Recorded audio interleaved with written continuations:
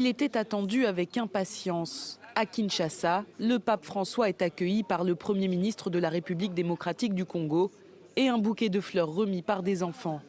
Après son départ de l'aéroport, il est acclamé par la foule sur sa route qui court après la papa mobile. Le président Félix Tshisekedi l'a ensuite reçu au Palais de la Nation. Le discours du pape, très attendu, a tenu toutes ses promesses. Le souverain pontife n'a pas hésité à dénoncer le colonialisme économique qui, selon lui, se déchaîne en RDC et dans toute l'Afrique. Ôtez vos mains de la République démocratique du Congo.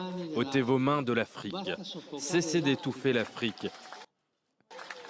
Elle n'est pas une mine à exploiter ni une terre à dévaliser.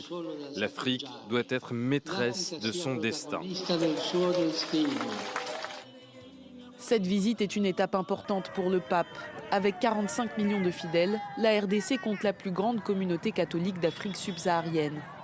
Même si elle doit faire face à la concurrence des pentecôtistes, l'Église catholique reste dominante dans le pays. À Kinshasa, les habitants placent beaucoup d'espoir dans cette visite pontificale. Ils attendent des messages de paix. Nous avons foi dans ces visites des papes dans notre pays. Vous voyez, pape, c'est un homme de Dieu.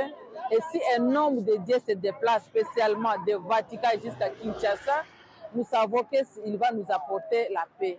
Nos attaques, c'est la paix. Si les demandes d'appel à la paix sont aussi présentes, c'est que la violence fait rage dans le pays, notamment à cause de groupes armés. Le principal M23 est très présent dans la région du Nord Kivu, à l'est de la RDC.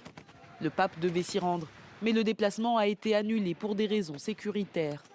Mercredi matin, le souverain pontife célébrera une grande messe qui se tiendra à l'aéroport de Kinshasa. 1 million de fidèles sont attendus. Il doit rester 4 jours en RDC avant de poursuivre son voyage.